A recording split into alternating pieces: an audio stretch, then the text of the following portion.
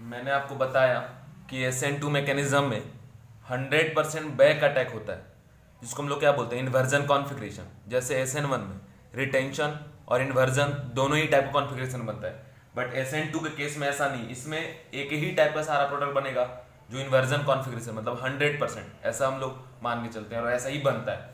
इसको प्रूव करने के लिए एक साइंटिस्ट ने टोटल इन्वर्जन का एक्सपेरिमेंट किया। साइंटिस्ट का नाम है वाल्डन। वाल्डन साहब को नोबेल प्राइज भी मिला है। वाल्डन साहब ने जो एक्सपेरिमेंट किया उसका नाम पड़ा वाल्डन्स एक्सपेरिमेंट। तो वाल्डन्स एक्सपेरिमेंट किस चीज पे बेस्ड है? तो जो SN2 मैकेनिज्म में प्रोडक्ट बन रहा है उसमें हम लोग ये बोल रहे कि एक भी अटैक फ्रंट से नहीं हुआ, जितना भी अटैक हुआ वो सारा अटैक बैक साइड से हुआ, मतलब जहां लिविंग ग्रुप लगा हुआ रहेगा उसके बैक साइड से। और ऐसे प्रोडक्ट को हम लोग क्या बोलते हैं? Inversion product. ठीक है, तो इन्वर्जन प्रोडक्ट 100% बनता है। इसको प्रूव भी किया गया बाय यूजिंग वाल्डन्स एक्सपेरिमेंट।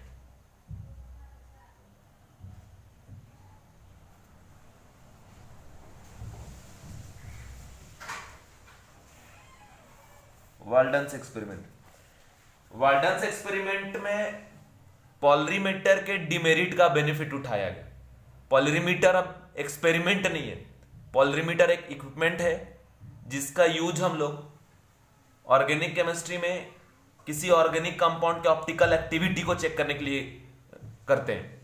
मान लो कोई कंपाउंड ऑप्टिकली एक्टिव है या नहीं है, ये अगर आपको पता करना हो तो पॉलरीमीटर का हम लोग यूज करते हैं। साथ ही साथ अगर ऑप्टिकली एक्टिव है तो कितना एंगल वो रोटेट कराएगा प्लेन पोलराइज्ड लाइट को, ये पूरा rotation, angle of rotation find करने के लिए भी हम लोग पॉलरीमीटर का यूज करते हैं। ठीक है, तो पॉलरीमीटर में कुछ डिमेरिट है, उसी डिमेरिट को थीम बनाया गया वाल्डन्स एक्सपेरिमेंट में, और उसी का यूज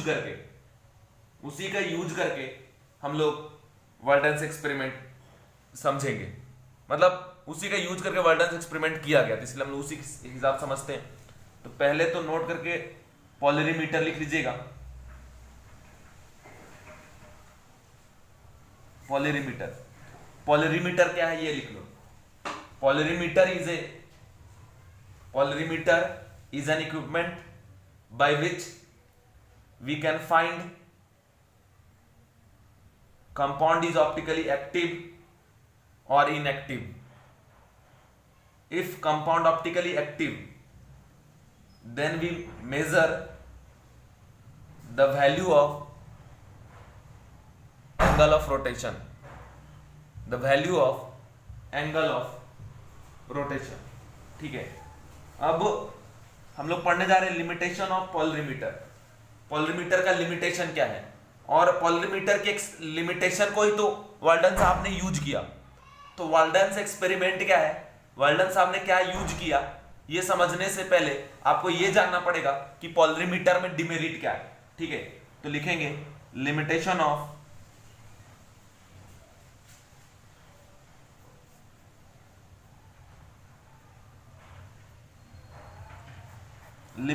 पॉलरीमीटर।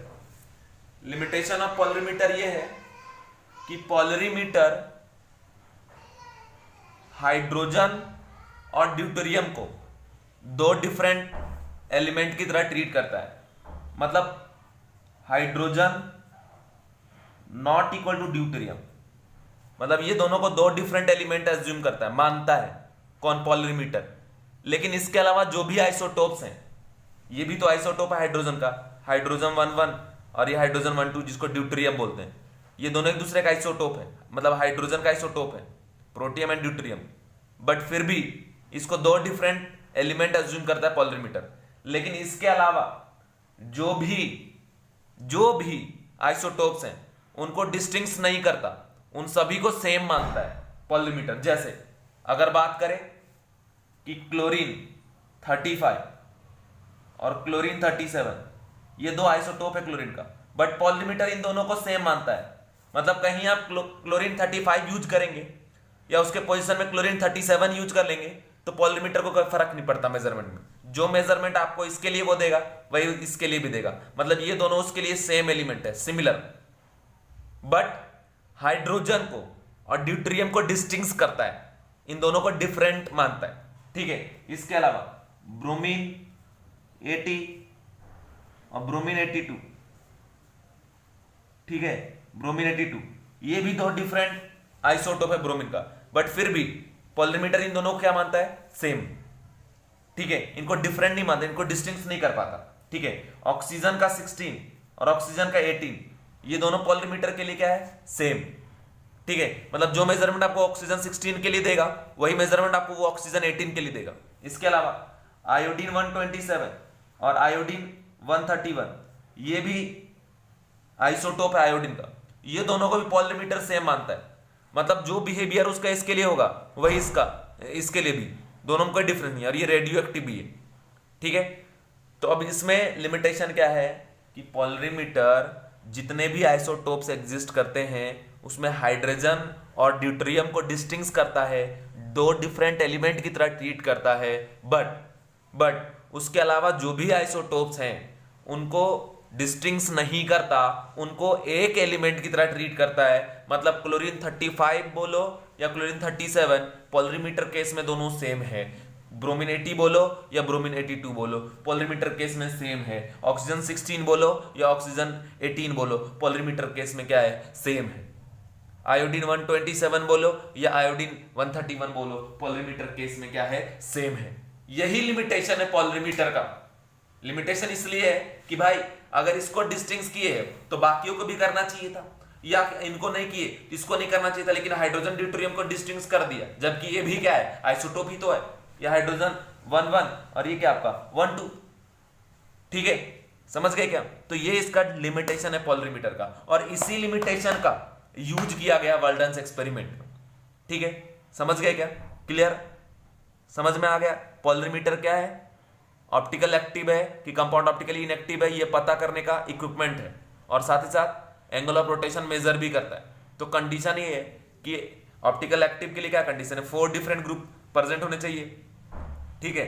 तो 4 डिफरेंट ग्रुप प्रेजेंट होने के लिए वहां पे जो एटम होते हैं उसको डिस्टिंग्विश करने आना चाहिए, 4 डिफरेंट एटम तो डिस्टिंग्विश कर रही है अलग अलग, तो कहीं अगर हाइड्रोजन ड्यूटेरियम यूज हो गया तो इनको सेम नहीं मानता, इनको अलग अलग मानता है पोलरीमीटर, बट इसके अलावा ये सब में से कोई अगर आइसोटोप यूज हो गया, इसके अलावा कोई भी आइसोटोप, उनको पोलरीमीटर सेम एलिमेंट मान के चलता है, ठीक है।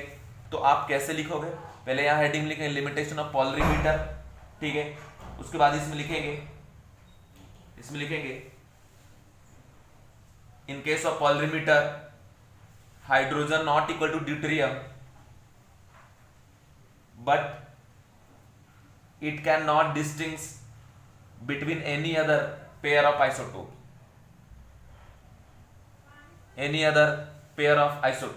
that is chlorine 35 equal to chlorine 37, bromine 80 equal to bromine 82, oxygen 16 is equal to oxygen 18, iodine 127 is equal to iodine 131, ठीक है, ये कंडीशन है। अब इसी कड़ी का फायदा उठाते हुए वर्ल्डन साहब ने अब एक्सपेरिमेंट कर डाला, ठीक है, और उसका नाम दिया वर्ल्डन्स एक्सपेरिमेंट। अब इसमें उन्होंने क्या किया, तो एक 8 मेंबर कार्बन का कंपाउंड लिया, ठीक है, और उसका रिएक्शन कराया गया NaI से इन प्रेजेंस ऑफ एसीटोन, क्योंकि हमें SN2 मैकेनिज्म कराना है, तो SN2 का जो फेवरेबल कंडीशन है, जो उसके पाथ हैं वो हमें सेटअप करना पड़ेगा, ठीक है। और 8 कार्बन का जो कंपाउंड उन्होंने यूज किया वो कंप्लीट था 2 आयोडो ऑक्टेन, मतलब ये कंपाउंड था CH3 CH iodine CH2 CH2 CH2 CH2 और CH2 CH3 1 2 3 4 5 6 7 8, ये हो गया आपका 2 आयोडो ऑक्टेन, ठीक है। इस कंपाउंड का इन्होंने यूज किया है वर्ल्डन एक्सपेरिमेंट में। अब इसका क्या यूज है, कैसे यूज है, वो मैं आपको बताता हूं। इन्होंने सेटअप तैयार किया ताकि वो SN2 के पाथ को फॉलो करे। अब क्या सेटअप है, उस सेटअप को समझिए। सेटअप ये है CH3, ठीक है, यहाँ पे आयोडीन और ये हाइड्रोजन और ये C6H13, शॉर्ट में लिख दिया ताकि बहुत पूरा बड़ा अजीब ना दिखे, ठीक है। अब यहां पे इसका रिएक्शन कराया गया NaI से इन प्रेजेंस ऑफ एसीटोन। तो देखो बात यह है कि इस कंपाउंड में 2 आयोडो ऑक्टेन में जो आयोडीन हमने यूज किया है, ये आयोडीन आइसोटोप 127 वाला, और NaI में जो आयोडीन है ये आइसोटोप है 131 वाला। ठीक है, देखो ये ब्रेक होगा किसमें आपका Na प्लस और साथ में क्या आपका I माइनस। अब एक चीज आप देख लीजिए, ये जो I माइनस है वो स्ट्रॉन्ग क्या है आपका न्यूक्लियोफाइल है, और साथ ही साथ सॉल्वेंट यहाँ पे क्या है एसीटोन। और ये किस टाइप का सॉल्वेंट है पोलर अप्रोटिक सॉल्वेंट। और पोलर अप्रोटिक सॉल्वेंट किसको फेवर करता है SN2 मैकेनिज्म को। स्ट्रॉन्ग न्यूक्लियोफाइल किसको फेवर करता है SN2 मैकेनिज्म को। मतलब यहाँ पे कौन सा मैकेनिज्म होगा SN2। ठीक है, अब ये जो I माइनस है वो बैक साइड से जाके यहाँ पे अटैक करेगा, और फिर ये जो I127 है वो कहाँ चल जाएगा बाहर, और यहाँ प्रोडक्ट कैसा बन जाएगा ऐसा, यहाँ पे CH3, ठीक है, C6H13 आयोडीन, और ये क्या आपका हाइड्रोजन, और साथ में आयोडीन जो बाहर निकला ये कौन सा हो गया I-127 वाला। ठीक है, और इधर ये जो आयोडीन है वो कौन सा हो गया 131 वाला आयोडीन। ठीक, तो ये कंडीशन आप ध्यान रखेंगे कि यहाँ पे आयोडीन 131 वाला जाके अटैच्ड हो गया, और यहाँ पे आयोडीन कौन सा हो गया 127। अब बात ये है कि जैसे धीरे धीरे रिएक्शन आगे प्रोसीड करेगा, चूंकि SN2 है तो यहाँ पे कोई टेंशन नहीं है, वन स्टेप का रिएक्शन है, यहाँ पे ना तो कोई इंटरमीडिएट बन रहा है ना कोई रीअरेंजमेंट हो रहा है, तो कोई टेंशन नहीं है। ये I-10 जाके पीछे से अटैक किया, ये I-127 बाहर चला गया एज ए लिविंग ग्रुप। ठीक है, और बैक साइड से ये अटैक कर दिया क्योंकि टोटल इन्वर्जन कॉन्फ़िगरेशन होता है। ठीक है, इसलिए पीछे से अटैक करके यहाँ पे हमने प्रोडक्ट दिखा दिए, क्योंकि सामने से तो आएगा नहीं। सामने से क्यों नहीं आएगा उसके लिए भी बताए थे कि sp3 हाइब्रिडाइज का जो बैक लॉब है वहीं पे जाके पोलराइजेशन करता है कौन जो न्यूक्लियोफाइल है। तो वैसे ही कंडीशन के साथ ये प्रोडक्ट बना। अब कंडीशन ये है कि समय के साथ जैसे आयोडीन रिएक्ट करता जाएगा वैसे ये प्रोडक्ट बनता जाएगा, और ये प्रोडक्ट कैसा हो गया रेडियो एक्टिव कंपाउंड हो गया। बोलोगे सर कैसे, क्योंकि ये आयोडीन 131 कैसा है रेडियो एक्टिव है। अगर ये अटैक इसमें किया और ये प्रोडक्ट में आयोडीन 131 इन्वॉल्व है, मतलब इस कंपाउंड में एक रेडियो एक्टिव एलिमेंट है, मतलब ये पूरा कंपाउंड कैसा हो गया रेडियो एक्टिव हो गया, मतलब रेडियो एक्टिव कंपाउंड अपीयर में आने लगा, और साथ ही साथ 127 भी इधर से फ्री होने लगा। समय के साथ रिएक्शन प्रोसीड करता गया। अब एक ऐसा टाइम आया जिसमें वापस ये आयोडीन 127 है वो बैक अटैक करना चालू कर दिया, मतलब ये आयोडीन माइनस 127 वाला भी न्यूक्लियोफाइल की तरह ट्रीट करने लगेगा, और इस कंपाउंड पे अटैक करके इसके साथ SN2 रिएक्शंस होकर किधर जाने लगेगा ये बैकवर्ड डायरेक्शन।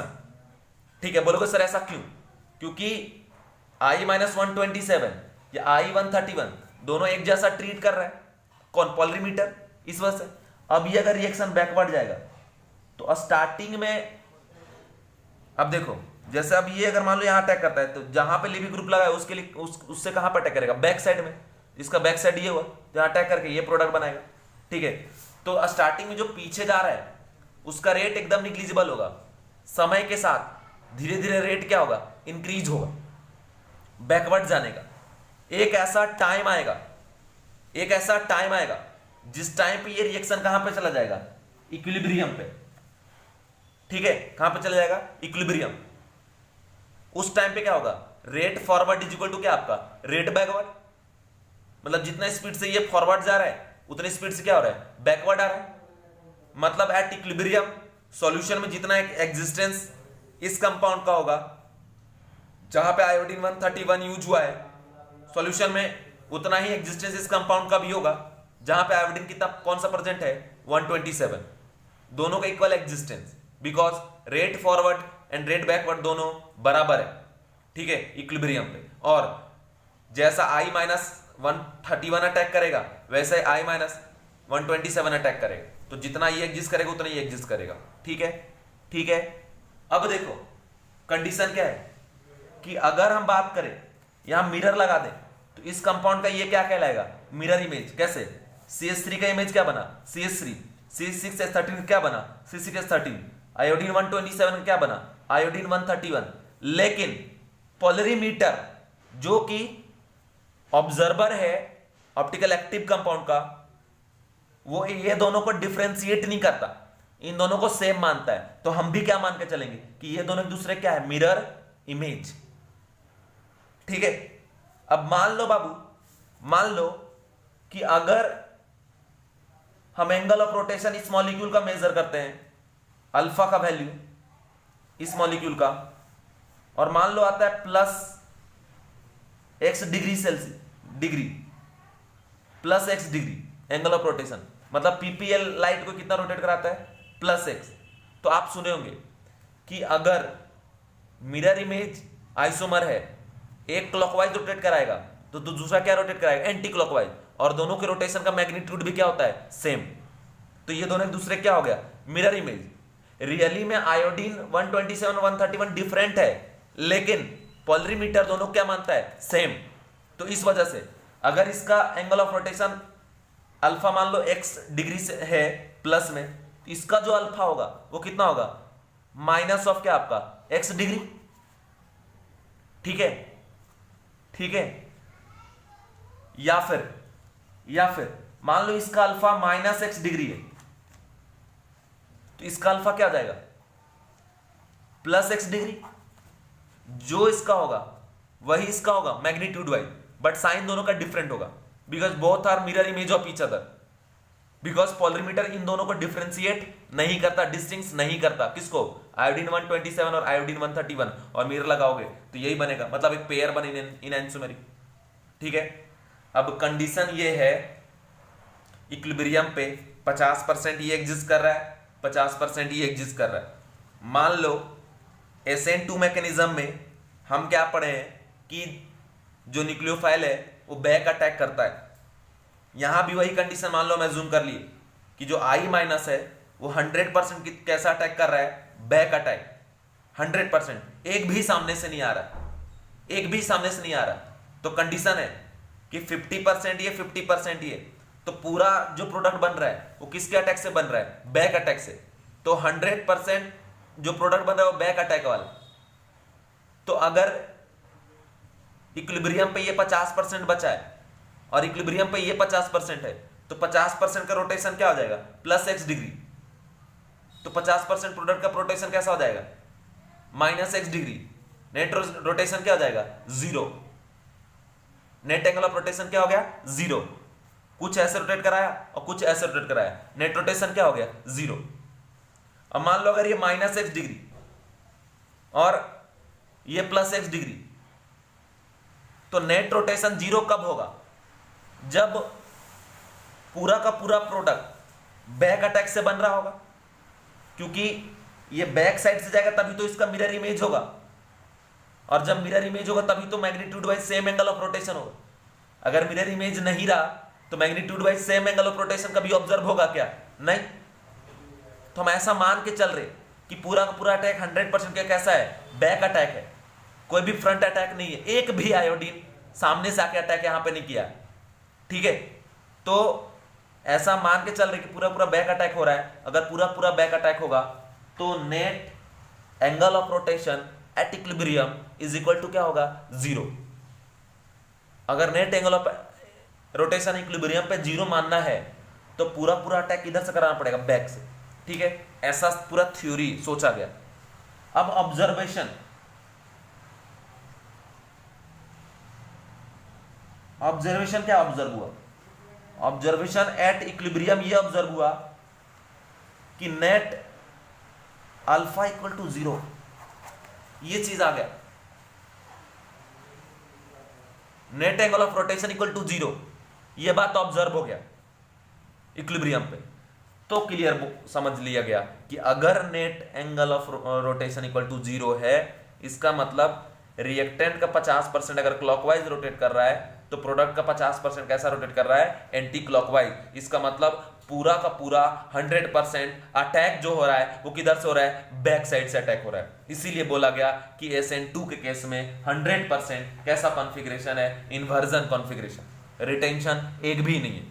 क्योंकि आप खुद ही समझिए ना कि जब ये ऐसा है और ये ऐसा बनेगा तभी तो एक अल्फा इसका -x लेंगे और नेट में दोनों को ऐड करेंगे तो क्या आएगा, 0। और ऐसा कब बनेगा, जब बैक अटैक होगा यहाँ पे, और वही ऑब्जर्वेशन भी आया।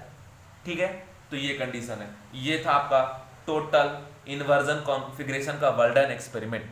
ठीक है, तो इसके थ्रू ऐसा प्रूव किया गया। अब बस ये एक्सपेरिमेंट है। एक बार जेईई में क्वेश्चन पूछा था कि बताओ इस रिएक्शन का जो रेट है वो क्या होगा, ठीक है, मतलब rate of formation of this product क्या होगा, ठीक है। तो मान लो कुछ भी मान लिए, जैसे मान लिए यहाँ पे कि rate of reaction is equal to R1, मतलब रिएक्शन के फॉरवर्ड जाने का रेट कितना है R1। और अगर ऐसा बोला, रेशमी मिक्सचर तो आप डेफिनेशन पढ़े ही है कि मिरर इमेज आइसोमर है इन एंसोमेरिक पेयर, ठीक है, और इक्वल रोटेशन करा रहा है, तो उस मिक्सचर को हम लोग क्या बोलते हैं, racemic mixture. Net rotation equal to क्या आपका 0, ठीक है, तो यहाँ भी नेट रोटेशन इक्वल टू क्या हो गया 0। तो ये इस मिक्सचर, इन दोनों के मिक्सचर को इक्विलिब्रियम में हम लोग क्या बोलेंगे, रेशमिक मिक्सचर। तो एक कंडीशन पूछ रहा है कि रेट ऑफ रेशमाइजेशन,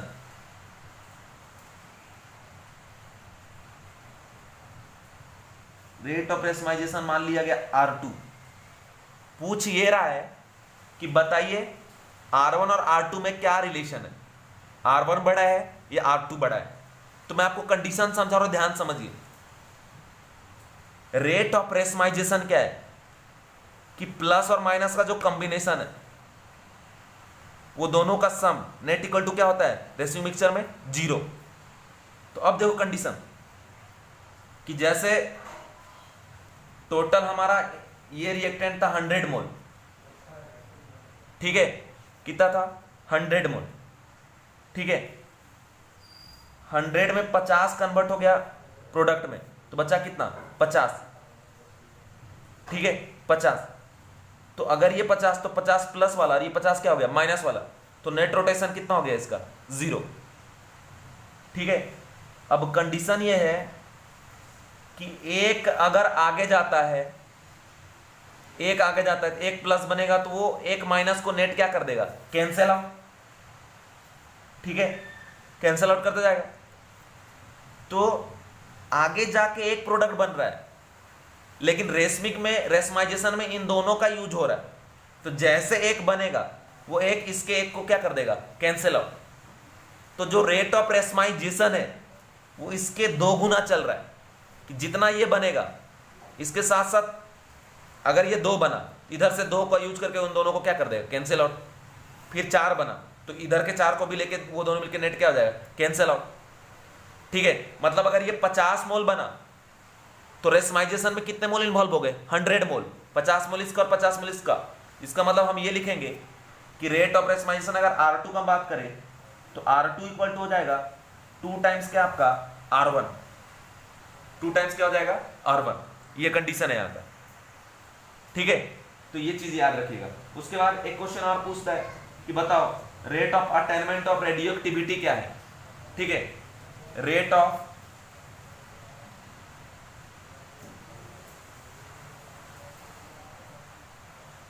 अटेनमेंट ऑफ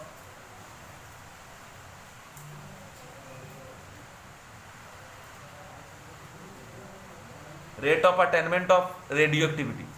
अगर rate of attainment of radioactivity पूछ रहा है, इसको R3 मान लो। अब रेडियो एक्टिविटी आने का अटेनमेंट का रेट क्या है, तो देखो ये जो कंपाउंड है ना वो अब रेडियो एक्टिव हो गया, क्योंकि इसमें इन्वॉल्व कौन हो गया आयोडीन 131, ठीक है। तो बाबू ये तो प्रोडक्ट ही है ना, तो जितना फास्ट प्रोडक्ट बनेगा उतना ही fast radioactive compound appearance में आएगा। मतलब rate of formation of product is equal to rate of attainment of क्या आपका रेडियो एक्टिविटी, मतलब R1 इक्वल टू क्या हो गया आपका R3, ठीक है। तो ये कंडीशन हो गया, पूरी बात मैं आपको समझा दिया। तो यहाँ से प्रूफ ये हो गया कि भैया जितना भी प्रोडक्ट बन रहा है वो सारा का सारा इन्वर्जन कॉन्फ़िगरेशन है, क्योंकि इक्विलिब्रियम पे जो मिक्सचर है उसका नेट ऑप्टिकल रोटेशन कुछ भी नहीं था, नेट ऑप्टिकली इनएक्टिव था। तो ये और ये तभी पॉसिबल है जब पूरा का पूरा अटैक बैक अटैक होगा, ठीक है। एक भी अगर फ्रंट अटैक होता तो ऐसा पॉसिबल नहीं होता। रिएक्शन में अल्फा नेट इक्वल टू क्या आ गया 0, ठीक है। और इस बात का ये अल्फा नेट इक्वल टू 0 होना इस बात का सबूत है कि जो भी अटैक होगा वो हमेशा इन्वर्जन अटैक ही होगा, ठीक है। क्लियर, यहाँ तक जो भी इंपॉर्टेंट बात था वो मैं आपको बता दिया। नेक्स्ट अब हम लोग आगे बढ़ रहे और अब हम लोग पढ़ने जा रहे factor affecting rate of SN2 reaction. जैसा कि हमने पहले पढ़ा था factor affecting rate of SN1 reaction. उसी तरीके से हम लोग अभी यहाँ पढ़ेंगे factor affecting rate of SN2 reaction. Heading में लिखेंगे factor affecting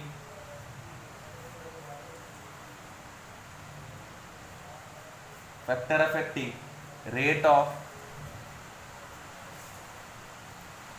SN2 reaction. Different factor है, ठीक है। कब रेट ऑफ SN2 बढ़ेगा, कब रेट ऑफ SN1 कम होगा, ठीक है, ये कंडीशन है।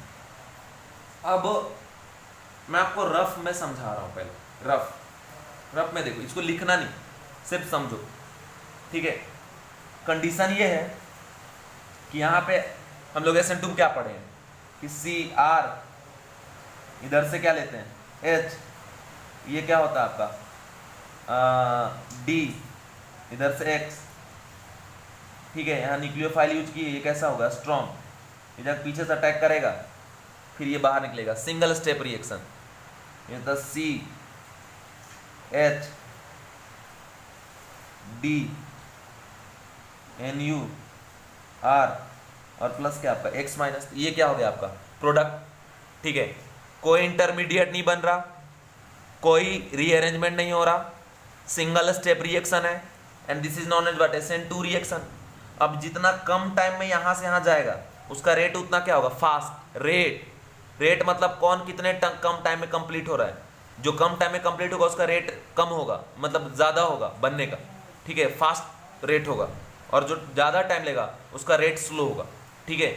अब कंडीशन ये है कि यहां से एक ट्रांजिशन स्टेट का फॉर्मेशन हमने आपको बताया था कि C ट्रांजिशन स्टेट बनाया था, C इधर से R, इधर से ये H है, और ये क्या आपका D है, इधर से आपका X, और इधर से क्या आपका NU, ये बन रहा है डेल माइनस, ठीक है।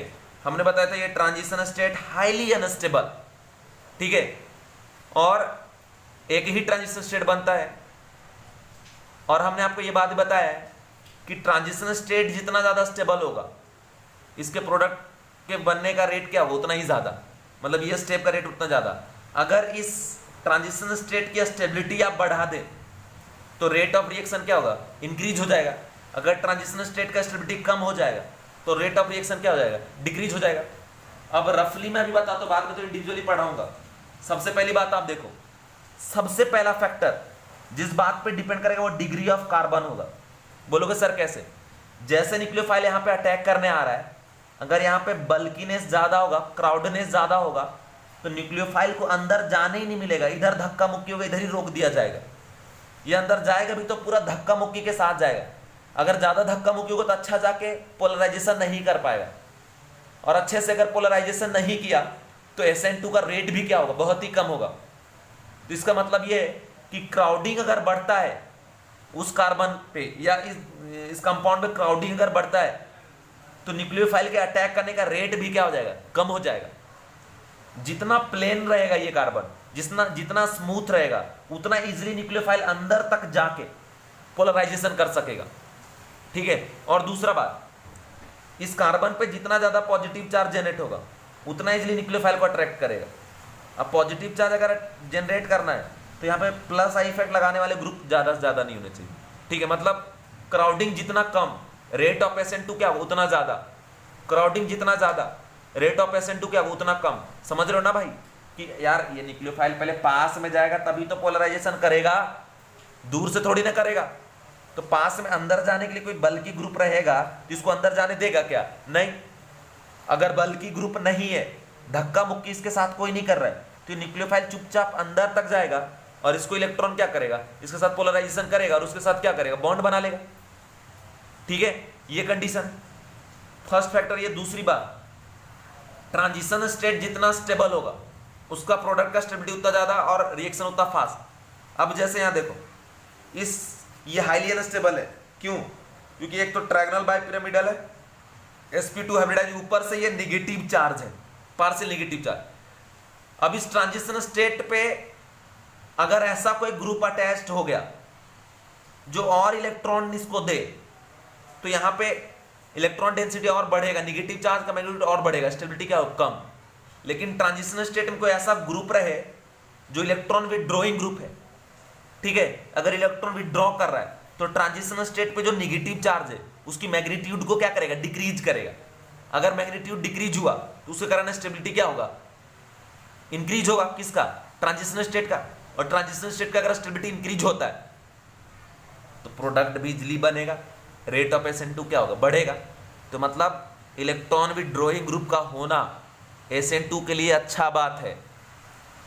लेस क्राउडिंग होना SN2 के लिए अच्छा बात है, क्योंकि जितना कम क्राउडिंग रहेगा उतना कम धक्का मुक्की होगा, ठीक है। समझ गए क्या? चलिए अब इंडिविजुअली हम लोग यहाँ पे डील करते हैं एक करके।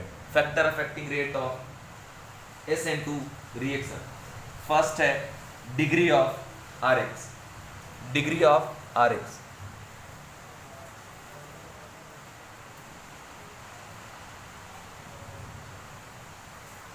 डिग्री ऑफ RX कैसा डिग्री है, प्राइमरी, सेकेंडरी, टर्सरी, क्या है नहीं है, उसके बारे में भी हम लोग जरा बात करेंगे, ठीक है। ध्यान से जरा आप देखते जाइएगा। सबसे फर्स्ट इसमें कंडीशन है डिग्री ऑफ RX में, जैसे मान लो एग्जांपल दे दिए इधर CH3X और एक ऐसा दिया CH3 CCH3 HX CH3 C CH3 CH3 X और एक और दिया CH3 CH2 X, ठीक है। नंबरिंग कर दो यहाँ पे, ये 1, ये 2, ये 3 और ये क्या आपका 4। ये 4 डिफरेंट अल्काइल हाइड है, ठीक है। अब SN2,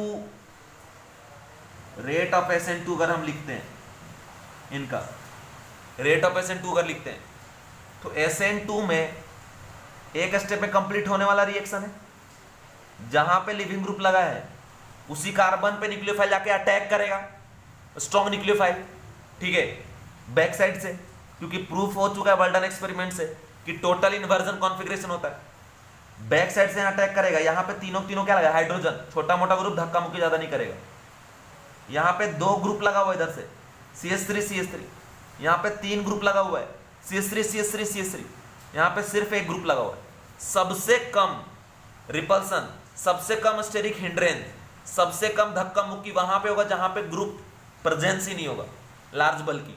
तो यहां देखो इस C के पास कोई लार्ज बल्कि ग्रुप प्रेजेंट नहीं है, एंड उसके बाद अगर कहीं बल्कि ग्रुप प्रेजेंट है तो जितना ज्यादा बल्कि ग्रुप प्रेजेंट होगा धक्का मुक्की उतना ज्यादा होगा, रिपल्सन उतना ज्यादा होगा, स्टेरिक हिंड्रेंस उतना ज्यादा होगा। और जितना ज्यादा धक्का मुक्की, जितना ज्यादा स्टेरिक हिंड्रेंस, उतना मुश्किल है न्यूक्लियोफाइल को कार्बन के पास पहुंच के पोलराइजेशन करना। और जब तक पोलराइजेशन होगा नहीं तब तक X बाहर निकलेगा नहीं, और जब तक निकलेगा नहीं तब तक वहां न्यूक्लियोफाइल का बॉन्ड बनेगा नहीं। और जब तक ये सब काम नहीं होगा तब तक SN2 होगा नहीं, क्योंकि SN2 में X निकलता नहीं है अपनी मर्जी से, X को निकालना पड़ता है। और निकालने में किसका यूज होता है, न्यूक्लियोफाइल का। न्यूक्लियोफाइल अटैक करेगा तभी X बाहर निकलेगा, ठीक है। अब कंडीशन है रेट ऑफ SN2 में कि यहां देखो इसके पास तो कोई धक्का मुक्की करने वाला नहीं है, तो सबसे आसानी से, सबसे अच्छे से न्यूक्लियोफाइल, और सभी केस में एक ही न्यूक्लियोफाइल यूज हो रहा है, तो सबसे इजीली न्यूक्लियोफाइल यहां पोलराइजेशन करेगा। तो सबसे फास्ट X माइनस का रिमूवल कहां पे होगा, यहां से। तो सबसे फास्ट रेट किसका होगा, इसी का, CH3X का रेट सबसे ज्यादा। उसके बाद देखो यहां पे गया तो 2 ग्रुप धक्का धुक्की करने वाला, यहाँ पे 3 और यहाँ पे सिर्फ 1, तो यहाँ तो इन दोनों कंपेरेबल आसानी से पहुंचेगा। इसके बाद होगा CH3 CH2X। इसके बाद यहाँ पे देखो 2 है और यहाँ 3 ग्रुप है, तो इधर से एक साइड से H है तो उधर से आके मतलब बैक साइड से इजीली आ जाएगा, लेकिन यहाँ 3 साइड धक्का होगा। इसके बाद यहाँ पे हो जाएगा CH3 CH CH3 और X, और सबसे बेकार घटिया बर्बाद CH3 क्योंकि इसमें तीनों साइड लार्ज बल्कि ग्रुप लगा हुआ है। ये देखो इसमें जो लगा हुआ है ना, तीनों साइड से लार्ज बल्कि ग्रुप लगा हुआ है, और अगर तीनों साइड से लार्ज बल्कि ग्रुप लगा रहेगा तो धक्का मुक्की होगा क्या आपका, ज्यादा, ठीक है। धक्का मुक्की क्या होगा, ज्यादा होगा, ठीक है। ये कंडीशन। अब देखो एक बात और बता दूं कि इस टाइप में क्राउडिंग, अगर कार्बन के वैलेंसी में एक तो X के साथ बॉन्ड रहता है, बाकी 3 साइड से अगर लार्ज बल्कि ग्रुप लगा हुआ है, तो ऐसे में न्यूक्लियोफाइल अंदर जा ही नहीं पाता, ठीक है, पोलराइजेशन करने। तो उस केस में X माइनस बाहर निकल ही नहीं पाता, मतलब SN2 हो ही नहीं पाता। मतलब यहां आप लिख सकते हैं नो SN2 रिएक्शन। हाँ रेट हम ट्रेंड लिख रहे, इसलिए हम यहां पे ये चीज लिख दिए, ट्रेंड में मेंशन कर दी, ठीक है, कि सबसे ज्यादा CH3X का, CH3 CH2X का, फिर CH3 CH3X का, और फिर क्या आपका ऐसा, ठीक है, समझ गए। सबसे बेकार है यहां पे SN2 नहीं होता। अब अगर नॉर्मली अगर हम रेट का वो लिखे trend, rate of SN2 of RX, तो देखो सबसे ज्यादा जो रेट होगा बाबू CH3X का, सबसे फास्ट, उसके बाद प्राइमरी, फिर सेकेंडरी, और फिर टर्सरी, ठीक है। और ये टर्सरी में तो नो रिएक्शन, लेकिन रेट में ऐसे लिखते वक्त लिख सकते हैं कि सबसे लास्ट में आखिर में कौन आएगा, टर्सरी वाला आएगा, 3 डिग्री वाला आएगा, ठीक है। अब कंडीशन याद रखें, जितना भी रिएक्शन आप पढ़ने वाले SN1 SN2 E1 E2, ठीक है। SN1 में ट्रेंड क्या था, सबसे ज्यादा 3 डिग्री, 2 डिग्री, फिर 1 डिग्री। SN2 में उल्टा हो गया, क्या, CH3X, फिर 1 डिग्री, 2 डिग्री, और सबसे बेकार है यहाँ पे कौन, 3 डिग्री। इसके बाद E1 E2 जो भी आप पढ़ेंगे, जितने भी रिएक्शन पढ़ेंगे, सभी में ट्रेंड 321 रहता है, मतलब 3 डिग्री, 2 डिग्री और 1 डिग्री। लेकिन एकलौता SN2 ही ऐसा है, SN2 ऐसा है जिसमें 123 रहता है, 1 डिग्री सबसे ज्यादा, फिर 2 डिग्री, और सबसे बेकार कौन सा, 3 डिग्री। ये कंडीशन आप ध्यान रखें, ठीक। यहां तक मैंने आपको समझा दिया। इसके बाद नेक्स्ट है बीटा ब्रांचिंग। देखो अल्फा बीटा गामा वर्ड का यूज पहले होता था, लेकिन IUPAC इसको यूज नहीं करता, लेकिन फिर भी प्रॉब्लम सॉल्व करते वक्त हम लोग कभी कभी इसका यूज कर लेते हैं, इसलिए मैं आपको बता रहा हूं। सेकेंड जो है RX का रेट डिपेंड होने वाला, वो है कि बीटा ब्रांचिंग पे भी इसका रेट डिपेंड करता है। अब कंडीशन देखो, बीटा ब्रांचिंग जितना बढ़ेगा, ठीक है, रेट ऑफ SN2 उतना डिक्रीज होगा।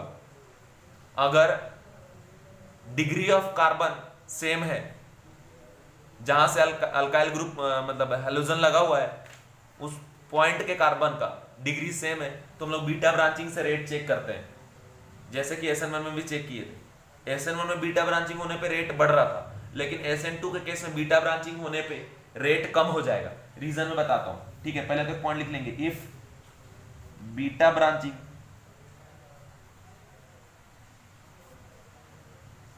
increases then rate of SN2 decreases, ठीक है। अब कंडीशन देखो, ये X है, ये X है, ये B, ये 3 अल्काइल हाइड्राइड है, ठीक है। ये अल्फा, ये बीटा, ये गामा, इस तरह ये अल्फा, ये बीटा, ये एक गड़बड़ हो गया यार, यहाँ पे बीच में एक और कार्बन रहेगा, ठीक है। ये अल्फा, ये बीटा, ठीक। अब देखो कंडीशन, जहां से ये अटैक है वहीं पे क्या आपका, ये तो 1 डिग्री, ये भी 1 डिग्री, ये वाला भी कैसा 1 डिग्री। तो डिग्री के हिसाब से तो यहाँ डिसाइड नहीं हो पा रहा है रेट, कि डिग्री के हिसाब से तो 1 डिग्री वाले का ज्यादा होता है, 2 डिग्री से 2 डिग्री वाले ज्यादा 3 डिग्री। लेकिन बीटा पे यहाँ पे एक CH3 लगा हुआ, और यहां पे बीटा पे 2 CH3 लगा हुआ है, यहां बीटा पे 3 CH3 लगा हुआ है, ठीक है। कंडीशन ये है कि यार जब यहां पे अटैक करने आएगा बैक साइड से, ठीक है, बैक साइड से, तो बीटा पे अगर ब्रांचिंग बढ़ेगा तो मतलब ये बीटा वाला लार्ज बल्कि ग्रुप बनता जाएगा, और जितना लार्ज बल्कि ग्रुप बनता जाएगा, धक्का मुक्की, रिपल्सन, स्टेरिक हिंड्रेंस करने की कैपेबिलिटी उतनी ही बढ़ती जाएगी, और जितना स्टेरिक हिंड्रेंस करने का टेंडेंसी बढ़ेगा, ठीक है, रेट ऑफ SN2 उतना ही डिक्रीज होता है। क्योंकि अगर जाने की कोशिश करेगा तो बीटा में अगर ब्रांचिंग बढ़ रहा है तो उसको रोकने का कोशिश करेगा, यहां जाने नहीं देगा इजीली, और इजीली नहीं पहुंचेगा, तो रेट ऑफ SN2 क्या होता जाएगा, कम होता जाएगा। इसी वजह से हम लोग बोलते हैं कि if beta branching increases then rate of SN2 decreases. यहां देखो, यहां पे बीटा 1, यहां 2, यहां 3, तो ये हो गया सबसे ज्यादा, ये फिर सेकंड में सबसे बेकार बर्बाद, ये नियोपेंटाइल वाला जो कंडीशन है, इसमें तो SN2 ऑब्जर्व ही नहीं होता, बट ट्रेंड में तो ऐसा लिख देते हैं, लेकिन अगर नॉर्मली पूछ दे तो नो SN2 ऑब्जर्व, ठीक है, इन केस ऑफ नियोपेंटाइल। क्योंकि देखो बैक साइड से जब अटैक करने जाएगा तो इतना बड़ा है ना, ये पूरा मोटा बैठा हुआ है कि यार धक्का दुक्की करेगा, जैसे न्यूक्लियोफाइल जाना चाहेगा अंदर जाने नहीं देगा, कितना भी स्ट्रॉन्ग रहे भाई, सामने पहले पहुंचेगा तभी तो पोलराइजेशन करेगा। अब जब सामने पहुंच ही नहीं रहा है तो पोलराइजेशन करेगा क्या, नहीं करेगा, ठीक है। इसके बाद नेक्स्ट है इसमें फैक्टर, तो दो बात ये पढ़ लिया आपने, degree of carbon, super primary का सबसे ज्यादा, फिर प्राइमरी, सेकेंडरी, टर्सरी एकदम बेकार, वो तो सो ही नहीं करता SN2। बीटा ब्रांचिंग बढ़ने पे rate of SN2 reaction decrease होता है, ठीक है। इसके बाद थर्ड है, ये चीज आप ऑलरेडी पढ़ चुके हैं कि एराइल हैलाइड या फिर विनाइल हैलाइड, ये विनाइल हैलाइड हो गया, ठीक है। एराइल हैलाइड और विनाइल हैलाइड में ये लोन पेयर का कॉन्जुगेशन होता है पाई बॉन्ड के साथ, lone pair conjugation pi bond. ये कौन सा है आपका, एराइल हैलाइड है, और ये कौन सा है, विनाइल हैलाइड है, ठीक है। तो चूंकि लोन पेयर का कॉन्जुगेशन इस पाई बॉन्ड के साथ है, ये ऐसे जाएगा, कॉन्जुगेशन रेजोनेंस करेगा, ये पाई बॉन्ड भी यहाँ जाएगा, रेजोनेंस करेगा, मतलब यहाँ पे पार्शियल क्या आता है, डबल बॉन्ड कैरेक्टर, और डबल बॉन्ड कैरेक्टर आ जाएगा तो बॉन्ड का स्ट्रेंथ बढ़ जाएगा, ठीक है। और SN1 रिएक्शन हो या SN2 रिएक्शन हो, जब तक C और X का बॉन्ड टूटेगा नहीं तब तक SN1 SN2 तो संभव नहीं है। हाँ, SN1 में पहले टूटता है, बाद में न्यूक्लियोफाइल अटैक करता है, लेकिन SN2 में जैसे ही न्यूक्लियोफाइल अटैक करेगा वैसे बॉन्ड ब्रेक होना चाहिए। अब चूंकि यहाँ पे पार्शियल डबल बॉन्ड कैरेक्टर आ गया है, बॉन्ड का स्ट्रेंथ बढ़ गया है, तो बॉन्ड इजिली टूटेगा नहीं। अब अगर बॉन्ड इजिली नहीं टूटेगा तो भाई ये इजिली बाहर निकलेगा नहीं, तो SN2 क्या हो जाएगा, डिफिकल्ट हो जाएगा। SN1 तो पहले डिफिकल्ट और पहले ही बता चुके हैं, ठीक है। तो यहाँ पे लिख लेंगे SN2 difficult and also SN1 due to PDCH partial double bond character, due to PDCH partial double bond character. और ये जो इधर का फैक्टर बता रहा हूं, ये फोर्थ का, ये बहुत ज्यादा इंपॉर्टेंट है, बुक में भी नहीं मिलता, ठीक है। लेकिन इस कंडीशन को ध्यान रखिएगा, इससे ये फोर्थ फैक्टर पे जेईई नीट पे बहुत सारे क्वेश्चन आ चुके हैं, लेकिन बच्चे गलत कर देते हैं। आप गलत ना करो इसलिए आपको बताया जा रहा है। फोर्थ फैक्टर ये है कि जैसे मैंने आपको समझाया था कि rate of reaction transition state के स्टेबिलिटी पे डिपेंड करेगा। ट्रांजिशन स्टेट का स्टेबिलिटी जितना ज्यादा, रेट ऑफ SN2 रिएक्शन भी क्या उतना ही ज्यादा।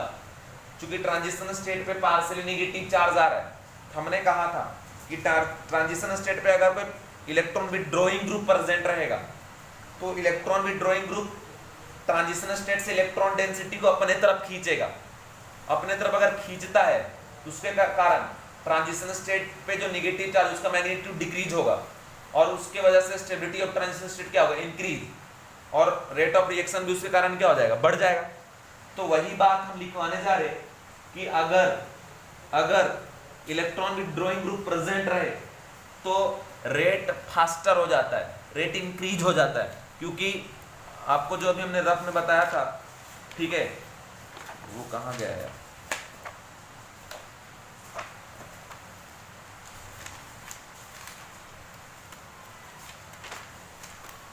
ये देखो, चलो इसी से बताते हैं। यहाँ देखो, ये जो ट्रांजिशन स्टेट है इसके ऊपर पार्शियल क्या है, नेगेटिव चार्ज। अगर यहाँ पे कोई ग्रुप ऐसा लग जाए EWG, इलेक्ट्रॉन विड्रॉइंग ग्रुप, तो अपने तरफ ये ग्रुप खींचेगा इलेक्ट्रॉन, तो इसके कारण नेट यहाँ से इलेक्ट्रॉन डेंसिटी क्या होगा, डिक्रीज होगा, shifted toward this group, electron withdrawing group. तो ये पार्शियल नेगेटिव चार्ज क्या होगा, डिक्रीज होगा, और जितना चार्ज डिक्रीज होगा स्टेबिलिटी उतना क्या होगा, इंक्रीज होगा। और अगर स्टेबिलिटी इंक्रीज हुआ तो फास्ट में कन्वर्ट होगा किसमें, प्रोडक्ट में, तो रेट ऑफ SN2 फिर क्या हो जाएगा, इंक्रीज हो जाएगा। तो लिखेंगे पॉइंट बना के फोर्थ पॉइंट में, since there is partial negative charge, partial negative समझते हो ना भाई, ये partial negative, since there is partial negative charge on transition state, so in presence of electron withdrawing group, reaction becomes faster, reason मैंने आपको बता दिया, पूछा वाई तो अब बता देना, electron withdrawing group electron density कम कर देगा, उसके कारण स्टेबिलिटी ऑफ ट्रांजिशन स्टेट बढ़ जाएगा और रिएक्शन फास्टर हो जाएगा। जैसे एक कंडीशन ये है कि C double bond OH CH2X, इधर CH3X, ये सुपर प्राइमरी है, ठीक है। और ये प्राइमरी है, लेकिन उसके बावजूद भी इधर वाले का रेट इस बार ज्यादा हो जाएगा, क्योंकि ये जो एल्डिहाइड ग्रुप है वो माइनस एम इफेक्ट लगाता है, ठीक है। मतलब ये कैसा ग्रुप है, इलेक्ट्रॉन विथड्रॉइंग ग्रुप, तो इलेक्ट्रॉन डेंसिटी को अपनी तरफ खींचने की टेंडेंसी ये रखता है। तो ट्रांजिशन स्टेट पे इलेक्ट्रॉन डेंसिटी खींच के उस पे पार्शियल जो नेगेटिव चार्ज है उसको डिक्रीज कराएगा और स्टेबिलिटी इंक्रीज कराएगा। इस वजह से इसका रेट इससे भी ज्यादा हो जाएगा, ये लिख लेंगे आप, ठीक है। समझ गए क्या? अब मैं यहाँ पे कुछ क्वेश्चन मतलब एग्जाम्पल के फॉर्म में करने जा रहा हूँ, ठीक है, जो आप सॉल्व करेंगे, मतलब आप भी साथ ही साथ सॉल्व करेंगे, ध्यान से देखते जाएंगे कैसे इसमें सॉल्व हो रहा है, क्या कंडीशन है, नहीं है, पूरी बात, ठीक है। मतलब यहाँ पे आपको ऑर्डर ऑफ SN2 बताना है कि किस में रेट फास्ट होगा, किस में रेट स्लो होगा, ठीक है। साथ ही साथ रीजन भी आपको ध्यान में होना चाहिए कि क्या रीजन है। फर्स्ट एग्जांपल मैं आपको बता रहा हूँ, और ऐसे ही क्वेश्चन आते हैं, जैसे बोले find out rate of SN2 reaction, then आप यहाँ पे देखो ये X है और इधर ये X है, देखो ये भी प्राइमरी है, ये भी प्राइमरी है, ठीक है, बट ये अल्फा, ये बीटा, ठीक है, बीटा में ये ग्रुप लगा हुआ इथाइल, ये बीटा में सिर्फ क्या है, मिथाइल, तो इधर का बल्कीनेस क्या हो रहा है, बढ़ रहा है। तो बीटा पे जितना बल्की नेचर बढ़ेगा, ठीक है, तो न्यूक्लियोफाइल को अंदर जाने उतना ज्यादा दिक्कत होगा, इसलिए रेट ज्यादा किसका होगा, जहां पे लेस बल्की रहेगा बीटा ब्रांचिंग, ठीक है। सेकेंड एग्जांपल है इसका CH3Cl, फिर है CH3CH2Cl, उसके बाद है CH3HCl और फिर है CH3 ये तो करा चुका हूं, CH3Cl नंबरिंग कर दो 1 2 3 4। इनमें अगर रेट पूछा तो देखो डिग्री, सबसे पहले डिग्री चेक करो, super primary, primary, secondary, tertiary, ये तो बेचारा सो ही नहीं करेगा, लेकिन रेट में तो लिखते हैं।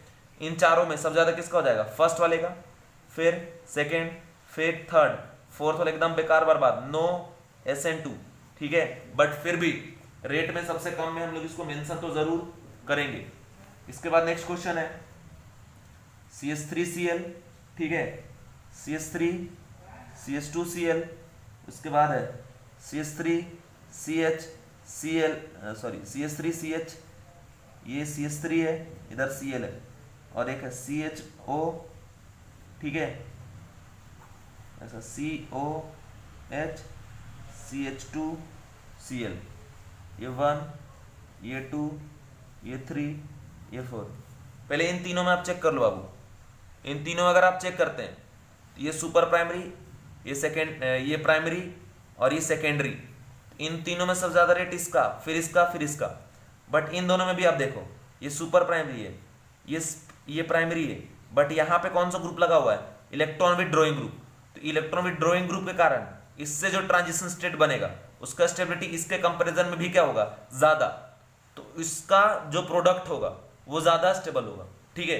तो कंडीशन मतलब इसका जो ट्रांजिशन स्टेट होगा वो ज्यादा स्टेबल होगा due to presence of electron withdrawing group, इस वजह से इसका जो रेट होगा वो क्या होगा, फास्टर। तो सबसे ज्यादा रेट किसका फास्ट हो गया, फोर्थ का, उसके बाद फर्स्ट, फिर सेकेंड, फिर थर्ड, ठीक है, ये कंडीशन है। इसके बाद नेक्स्ट क्वेश्चन मैं लिख रहा हूं, ध्यान से देखते जाएंगे, समझते जाएंगे, जो दिक्कत है पूछते जाएंगे। फोर्थ है Cl Cl Cl Cl, ठीक है। अब फिर से यहां देखो कंडीशन ये है कि ये कैसा है, प्राइमरी, नंबरिंग कर लो 1 2 3 4, ये प्राइमरी, ये भी प्राइमरी, ये सेकेंडरी और ये टर्सरी।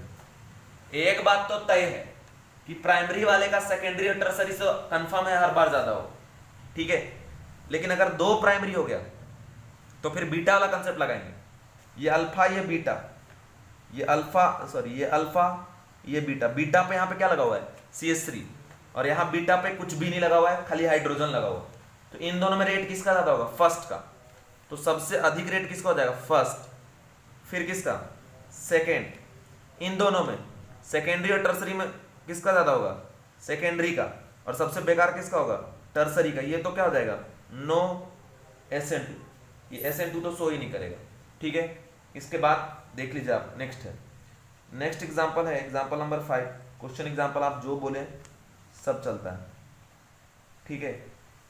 यहाँ पे ये Cl लगा हुआ है, उसके बाद इसमें डायरेक्ट कनेक्टेड Cl है, इसके बाद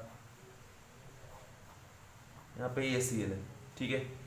नंबर 1 2 3, ये भाई साहब में हो जाएगा क्या आपका PdCH, ये तो एकदम बर्बाद हो जाएगा। इन दोनों में चेक करते हैं, ये हो गया प्राइमरी, ये भी प्राइमरी, ठीक है। और आपको पता होना चाहिए ये फिनाइल ग्रुप जो है ना माइनस आई इफेक्ट लगाता है, ये भी माइनस आई इफेक्ट लगेगा, ठीक है। दोनों माइनस आई इफेक्ट, दोनों प्राइमरी। अब बात ये है कि इंडक्टिव इफेक्ट डिस्टेंस पे डिपेंड करता है, जिसमें डिस्टेंस मिनिमम होगा उसका इंडक्टिव इफेक्ट क्या होगा, सबसे बढ़िया। तो इन दोनों में सबसे क्लोजेस्ट वाला कंडीशन कौन सा है, इसमें, इन दोनों केस में। तो इसका माइनस आई इफेक्ट ज्यादा बढ़िया होगा कंपेरेबल टू दिस, जिसका माइनस आई इफेक्ट बढ़िया होगा उससे ट्रांजिशन स्टेट स्टेबल आपको मिलेगा। और अगर स्टेबल ट्रांजिशन स्टेट मिल रहा है तो उसका रेट भी क्या होगा, प्रोडक्ट बनाने का ज्यादा होगा। इन दोनों में रेट ज्यादा किसका हो गया, फर्स्ट, फिर क्या आपका थर्ड, और सबसे बेकार क्या आपका सेकंड। आप ये दिमाग मत लगाना सर ये पीछे जाएगा, यहाँ से पीछे न्यूक्लियोफाइल जाएगा तो ये दूर है, नहीं धक्का करेगा, ये धक्का मुक्की करेगा। लेकिन यहाँ पे हम लोग उस बात से चेक ही नहीं कर रहे, यहाँ जो फैक्टर है वो EWG का लगाना है। EWG के हिसाब से डिस्टेंस कम, ठीक है, डिस्टेंस कम तो इंडक्टिव इफेक्ट का पावर ज्यादा। जैसे रॉड आप गर्म कर लीजिए, यहाँ भी पेन को कभी गर्म कर दे, यहाँ छुएंगे तो हाथ जल जाएगा, यहाँ छुएंगे तो जलेगा क्या, नहीं। मान लो रॉड है तो जितना पास जाते जाएंगे इफेक्ट उतना क्या होगा, बढ़ेगा। तो बस वैसे, ठीक है। इसके बाद नेक्स्ट एग्जांपल है x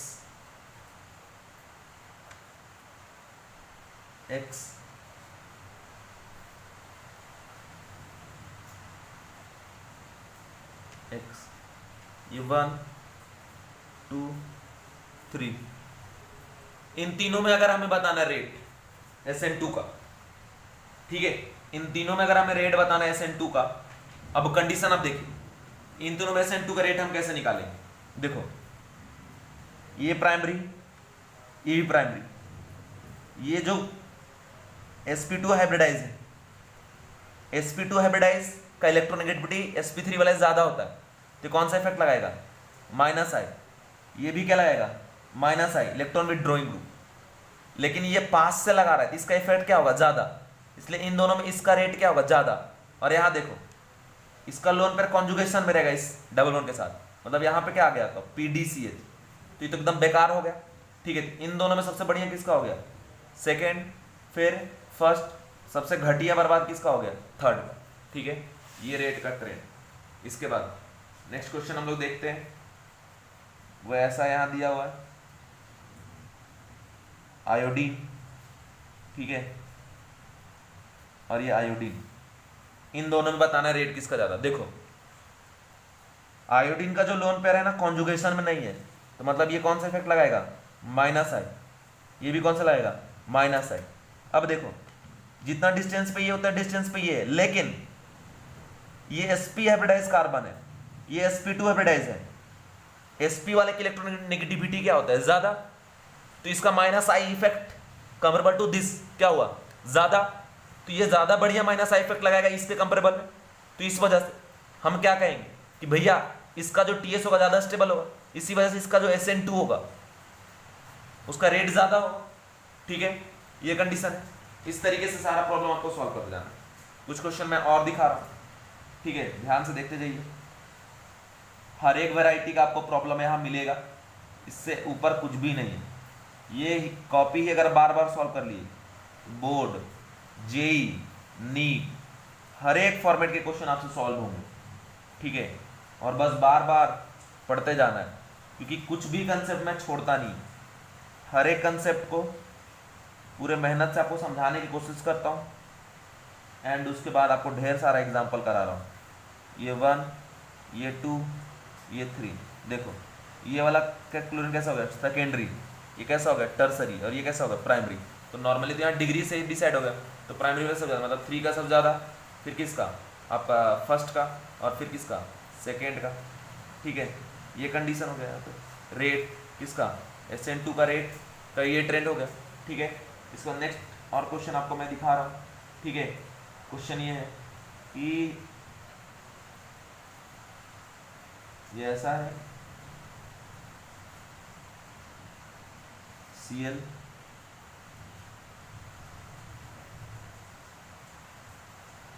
Cl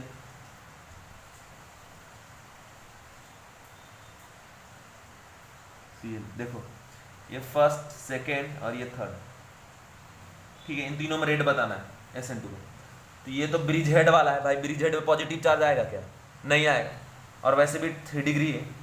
ये देखो, ये कैसा है, प्राइमरी है और एक सेकेंड है। इन दोनों में रेट किससे ज़्यादा होगा, प्राइमरी वाले मतलब सेकेंड का, फिर किसका, थर्ड का, और फिर किसका, 1 का। ठीक है, ज़्यादातर क्वेश्चन डिग्री से ही डिसाइड हो जाते हैं, लेकिन कुछ अच्छे लेवल के प्रॉब्लम की वजह से मैंने इतने सारे कंडीशन आपको बताए। ठीक है, और क्वेश्चन भी करा है। Cl Cl Cl, ये फर्स्ट, सेकेंड और ये थर्ड। देखो, इसका डिग्री कौन सा है, प्राइमरी। इसका डिग्री भी कौन सा है, प्राइमरी। ठीक है, समझ गए क्या। अब अगर बात करें इसका डिग्री कौन सा है, सेकेंडरी। इन दोनों से तो इसका रेट खराब हो गई तो कंफर्म है। ठीक है, बट इन दोनों में रेट देखो, ये अल्फा, ये बीटा। बीटा पे 2 ब्रांच है, इसके बीटा पे एक ही ब्रांच है। तो बीटा ब्रांचिंग जितना ज्यादा, रेट क्या होगा SN2 का उतना कम। इन मानता हूं कि आगे जाके बड़ा बल्कि ग्रुप लगा हुआ है, लेकिन मेन कंडीशन कहां से चेक होता है, बीटा से चेक होता है ना। अगर बीटा पे ब्रांच यहां नहीं होता तब फिर यहां से जाके चेक कर, जैसे ये यहां नहीं होता। ठीक है, तब देखते ये लार्ज, तो इसका रेट कम होता है। लेकिन इसमें बीटा में है यहाँ पे, तो इसके वजह से ये बीटा वाला का इफेक्ट ज्यादा हो गया, इसलिए रेट ज्यादा हो गया। 1, फिर 2 और सबसे बेकार किसका, 3 का। ठीक है, ये कंडीशन। इसके बाद नेक्स्ट कंडीशन मैं आपको बता रहा हूँ, नेक्स्ट क्वेश्चन मैं आपको बता रहा हूँ। क्वेश्चन ये है, Cl Cl Cl, फिर से देखो, ये प्राइमरी प्राइमरी प्राइमरी, बीटा पे एक ही ब्रांच, बीटा पे अल्फा, ये बीटा, बीटा पे 2 ब्रांच। ठीक है, और यहाँ बीटा पे 3 ब्रांच। भाई ब्रांच बढ़ेगा तो रेट क्या होगा, कम होगा। 1, 2 और ये 3, सब ज्यादा रेट किसका होगा, 1, फिर किसका हो गया 2, और सबसे बेकार किसका हो गया 3। यहाँ तो SN2 होगा ही नहीं, नो SN2। नेक्स्ट क्वेश्चन है, अगर ये दिया हुआ इधर ऐसा, ये Cl, फिर ये ऐसा दिया हुआ इधर Cl, फिर ये ऐसा दिया हुआ इधर Cl, 1, 2 और ये क्या हो गया आपका 3। ठीक है, इन दोनों में ये देखो, ये टर्सरी, ये सेकेंडरी, अरे प्राइमरी। तो टर्सरी वाले में तो SN2 होता ही नहीं है। अभी रेट ज़्यादा किसका होगा, प्राइमरी वाले का जो 3rd नंबर वाला है, फिर सेकेंड और फिर फर्स्ट। ये ट्रेंड हो गया। ठीक है, last question, Cl double bond OH, Cl CH3Cl। ठीक है, ये 1, ये 2 और ये 3। इन दोनों में देखो, ये सुपर प्राइमरी और ये प्राइमरी, लेकिन ये यहाँ पे एक C डबल बॉन्ड OH लगा हुआ है, कौन सा, EWG, इलेक्ट्रॉन विड्रॉइंग ग्रुप। इसके कारण इसका TS इसके TS से ज़्यादा स्टेबल होता है, इसलिए 1 वाले का रेट ज़्यादा है 3 से, और 3 वाले का रेट ज़्यादा है किससे, 2 से। तो उम्मीद करता हूँ सारी बातें मैं आपको समझा पाया। ठीक है, उम्मीद करता हूँ हर एक कंडीशन आपको समझ आया। उम्मीद करता हूँ जो बातें मैंने आपको बताया वो आपको समझ में आया। ठीक है, एक हमेशा याद रखिएगा कि रेट जब भी हम लोग सब डिसाइड करेंगे SN2 का, सबसे पहले डिग्री एक ये जो रहता है ना CH3, इसमें कोई कार्बन है तो सुपर प्राइमरी बोलते हैं। तो सुपर प्राइमरी वाले का रेट सबसे ज्यादा, क्योंकि कोई वहां पे ग्रुप नहीं, इजीली न्यूक्लियोफाइल सामने जाके अटैक कर सकेगा। उसके बाद प्राइमरी, फिर सेकेंडरी। टर्सरी वाला एकदम बेकार है, वहां पे तो SN2 होने का पॉसिबिलिटी बहुत कम हो जाता है। उसके बाद अगर हम बात करें बीटा ब्रांचिंग का, तो बीटा ब्रांचिंग जितना ज्यादा बढ़ता जाएगा SN2 उतना कम होता जाएगा। क्योंकि बीटा ब्रांचिंग अगर बढ़ेगा तो न्यूक्लियोफाइल को पास में जाने नहीं देगा इजिली, ठीक है, और उसके कारण रेट डिक्रीज हो जाएगा। उसके बाद अगर हम बात करें इलेक्ट्रॉन विड्रॉइंग ग्रुप के प्रेजेंस का, तो इलेक्ट्रॉन विड्रॉइंग ग्रुप अगर प्रेजेंस है तो उसके वजह से ट्रांजिशन स्टेट पे पार्शियल नेगेटिव चार्ज डिक्रीज होगा, stability of net transition state increase होगा, और उसके कारण हम ये कह पाएंगे इससे प्रोडक्ट मिलने का रेट क्या होगा, ज्यादा होगा। ठीक है, ये तमाम बातें ध्यान रखें। और कहीं अगर PDCH है तो वहाँ C और X के बीच का बॉन्ड स्ट्रांग हो जाता है, और अगर CH के बीच का बॉन्ड स्ट्रांग हो जाएगा तो वो ब्रेक इजिली नहीं होगा, वो ब्रेक इजिली अगर नहीं होगा तो और दिक्कत जाएगा। ठीक है, समझ गए क्या? नेक्स्ट वीडियो में अपन में डिस्कस करेंगे न्यूक्लियोफाइल के ऊपर कैसे इफेक्ट पड़ता है रेट का वो। ठीक है, अभी चूंकि ये वीडियो बहुत लंबा हो गया है, 1 आवर का हो गया है इस वजह से। ठीक है, थैंक यू।